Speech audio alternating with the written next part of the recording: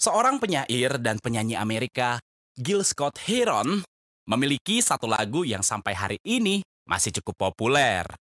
Judulnya The Revolution Will Not Be Televised, yang artinya revolusi tidak akan ditayangkan oleh televisi.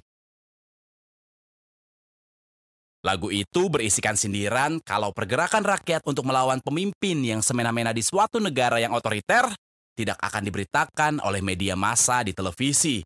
Sehingga semakin sedikit masyarakat yang tahu agar tidak terlibat dalam pergerakan tersebut. Lalu, media apa lagi yang bisa dipakai dalam keadaan tersebut? Pada awal era 2010-an, terjadi fenomena Arab Spring atau musim semi Arab yang merupakan gelombang protes besar-besaran di negara-negara Timur Tengah dan Afrika Utara. Fenomena ini tidak bisa lepas dari peran media sosial mulai dari Facebook, Twitter, dan yang lainnya. Bahkan, tak sedikit warga yang menyiarkan aksi demonstrasi itu secara langsung di akun media sosial mereka.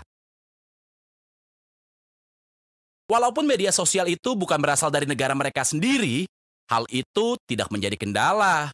Justru karena media sosial itu lebih netral, maka para aktivis itu bisa lebih bebas menyuarakan apresiasi mereka dibandingkan dengan media konvensional milik pemerintah. Hasilnya sangat mengejutkan. Di Mesir dan Tunisia, rezim pemerintahannya runtuh. Media sosial di tangan orang-orang tertentu bisa menjadi sarana untuk menyebarkan pemikiran-pemikiran demokrasi dan perlawanan terhadap pemerintahan otoriter.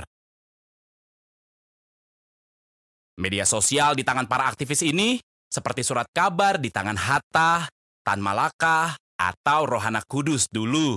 Mungkin memang benar kalau revolusi tidak ditayangkan di televisi.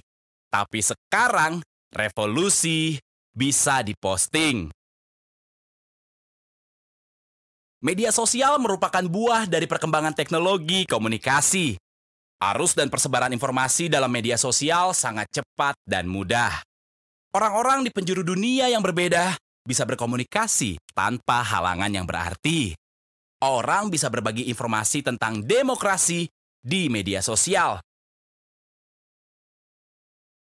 Ujungnya, media sosial mendorong proses globalisasi demokrasi.